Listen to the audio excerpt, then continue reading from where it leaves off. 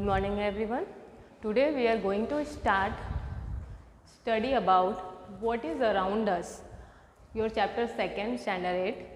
Then what is around us, that mean आप जहाँ पे रह रहे हो यानी ऑन द अर्थ आपके आसपास कौन कौन सी चीज़ें हैं, क्या क्या आप देखते हो.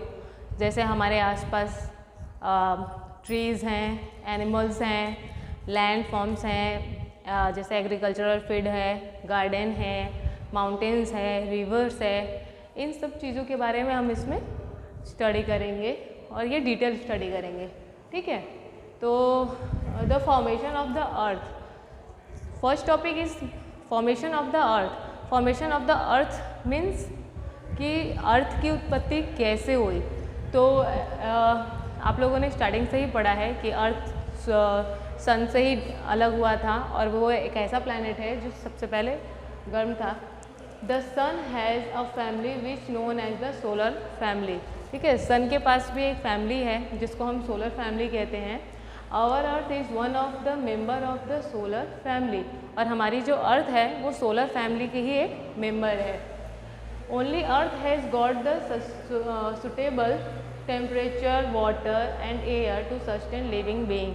और सिर्फ अर्थ ही एक ऐसा प्लैनेट है. ये जो सोलर सिस्टम है, ये सोलर फैमिली में टोटल 8 आपके प्लैनेट होते हैं. इनमें से सिर्फ अर्थ ही एक ऐसा प्लैनेट है जिस पे लिविंग बीइंग है. ठीक है. क्योंकि यहाँ पे सुटेबल टेम्परेचर में टेम्परेचर भी है, सुटेबल जो उसकी क्वांटिटी चाहिए होती है उसकी टेम्परेचर भी यहाँ की सुटेबल है. यहाँ पे वाटर है, एयर है. ठीक है. एयर हमारे एयर में ऑक्सीजन होता है और ऑक्सीजन हमें जीने के लिए बहुत ज़रूरी होता है. तो जो हमारी ज़रूरी चीज़ें हैं जीने के लिए वो सब कहाँ अर्थ पे हैं और ओनली अर्थ पे है. इसलिए सिर्फ यहीं पे जीवन है. At first the earth was in the form of a fire ball. तो सबसे पहले यानी मेनी ईयर्स अगो जो अर्थ था वो एक फायर बॉल की तरह था. ठीक है. वो एक आग का गोला था और बहुत गर्म था. This fire ball started to cool down slowly. और फिर धीरे धीरे समय जैसे टाइम बीतता गया वैसे वैसे जो ये आग का गोला था वो ठंडा होता गया. ऐसा कहते हैं कि जो ये अर्थ है ये सन से ही डिडक्ट हुआ है, अलग हुआ है और इसलिए शायद यहाँ पे जीवन है. Many elements which got transformed into liquid and further into solid form. फिर जैसे जैसे अर्थ पे ये सब चीज़ें ठंडी होती गई, अर्थ ठंडा होता गया, तो कुछ चीज़ें लिक्विड में ट्रांसफॉर्म हुई, कुछ सॉलिड में ट्रांसफॉर्म हुई. ठीक है. तो ये जो ट्रांसफॉर्म होते गए इसको हम 4 स्पेयर्स में डिवाइड करते हैं. अब हम इसके बारे में पढ़ेंगे. Formation of 4 spheres of the earth. तो जब अर्थ ठंडी होती गई धीरे धीरे तो ये कुछ लिक्विड में चेंज हुई, कुछ सॉलिड में चेंज हुई और ये जो चेंजेस के साथ अर्थ को 4 स्पेयर्स में डिवाइड किया गया. ठीक है. तो सबसे पहला स्पेयर आपका लिथोस्फेयर, दूसरा hydrosphere, and third is atmosphere here and fourth is biosphere. Now see up the elements which got transformed into solid are known as lithosphere. वो सारे elements जो solid में ट्रांसफॉर्म हुए. ठीक है. जो solid थे वो किस में, उसको क्या कहते हैं हम, लिथोस्फेयर. तो यानी on the earth every solid part is called lithosphere. Okay. Then the elements which got transformed into liquid are known as hydrosphere and every those part which transform into liquid. ठीक है. तो liquid उसको हम क्या कहेंगे, hydrosphere. Then here you can see the elements is which got transformed into gases came to known as the atmosphere. ठीक है. तो वो एलिमेंट्स जो हवा में मौजूद हैं और वो गैसेस में चेंज हो गए क्योंकि जब ठंडी हो रही थी तो उसमें कुछ वाटर वेपर हुए और भी बहुत सारे गैसेस रिलीज़ हुई. तो इन सब गैसेस से मिलके जो बना है उसको हम क्या कहते हैं, atmosphere. And the living world which developed due to land, water and air came to be known as biosphere. ठीक है. अभी ये तीनों स्पेयर्स जो हैं, लिथोस्फेयर, हाइड्रोस्फेयर और एटमॉस्फेयर.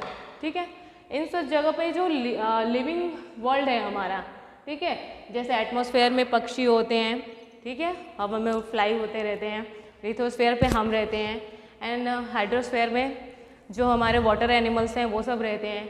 तो ये जो लिविंग बीन है इनको किस में डिवाइड किया गया? बायोस्फीयर में, ठीक है। Now we are studies about this spheres in detail.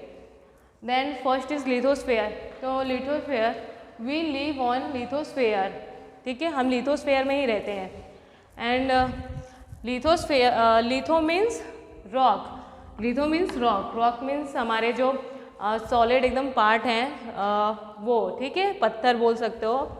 Spheres means layer. तो ये जो रॉक का लेयर है इसको हम क्या कहते हैं? लिथोस्फीयर, ठीक है। Approximately 29% of the surface of the अर्थ, जो लिथोस्फीयर है इसका पूरे अर्थ का अप्रोक्स 29% ही लिथोस्फीयर है, बाकी 71% वो वाटर में है, ठीक है। और ये जो लिथोस्फीयर है ये 64 किमी से 100 किमी तक थिक है इसकी layer. Then third point is land forms like mountain, plateaus, plains and valleys are same. तो इस तरह की जो लैंड फॉर्म्स हैं जैसे माउंटेन्स हैं, ठीक है, बहुत सारे हिल हैं, प्लेटस हैं, प्लेन्स हैं जहाँ पे हम लोग रहते हैं, हमारा घर बनाते हैं, फिर वैलीज़ हैं, ये जो देखे जाते हैं ये सब लिथोस्फीयर में आते हैं।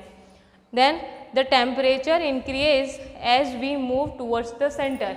और जैसे जैसे हम अर्थ के सेंटर में जाते हैं तो वहाँ की टेम्परेचर इंक्रीज होती है।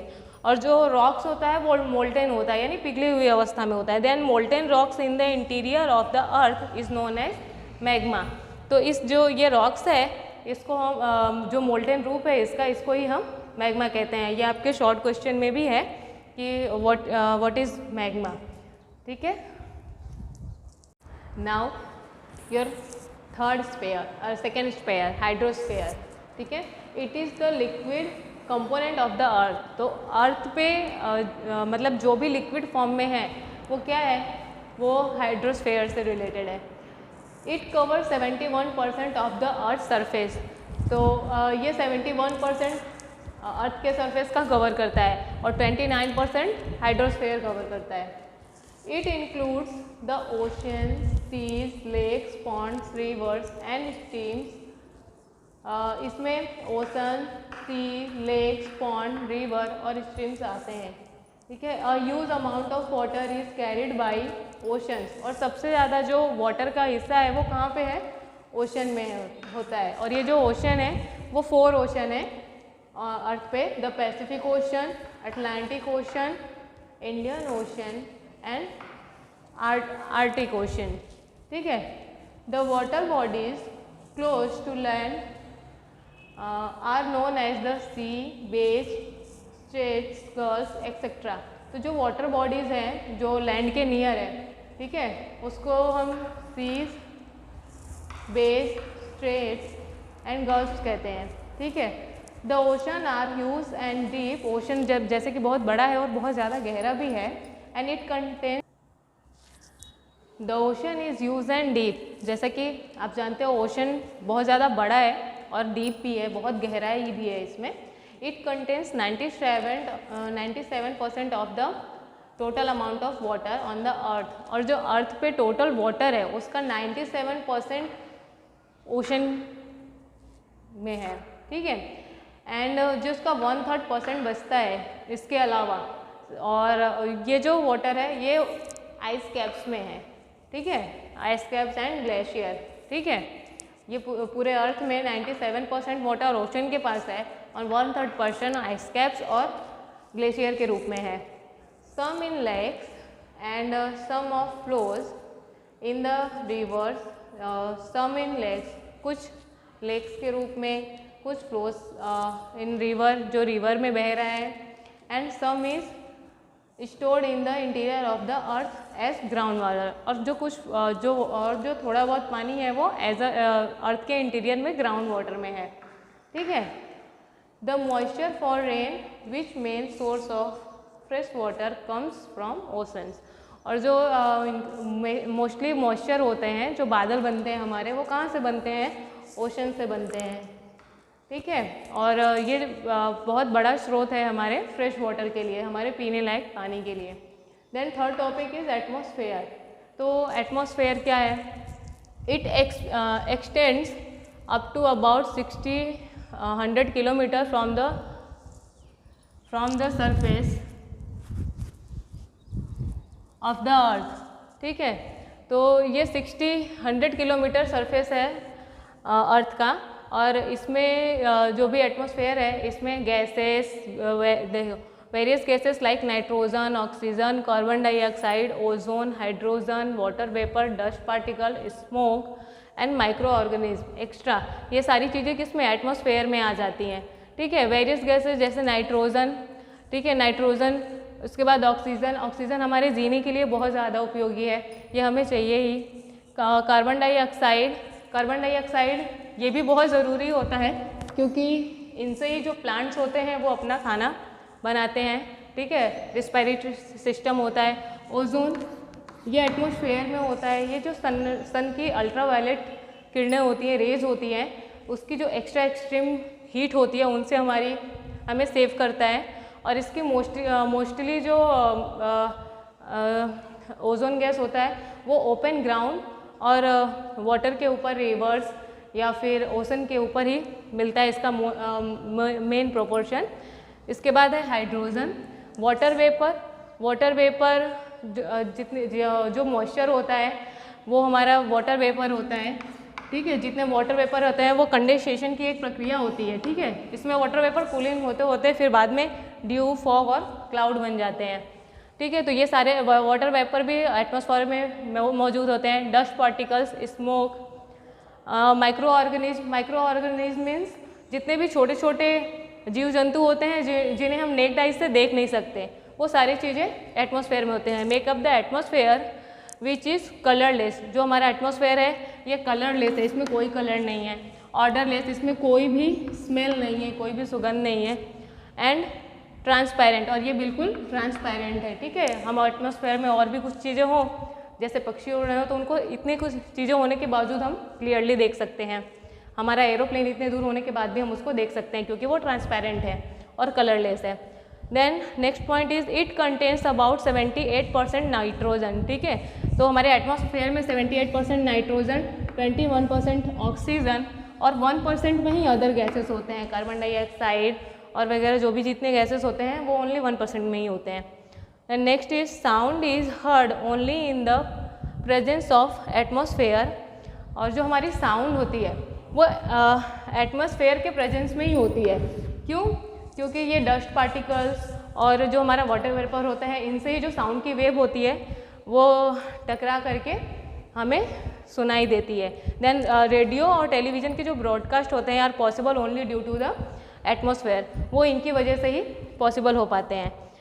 The dust particles in the atmosphere proof that sunrays spread in all direction, और जो ये डस्ट पार्टिकल्स होते हैं जो हमारे एटमॉस्फेयर में मौजूद होते हैं, यही जो सनरेज होती हैं उनको चारों तरफ फैलाने का काम करते हैं, ठीक है।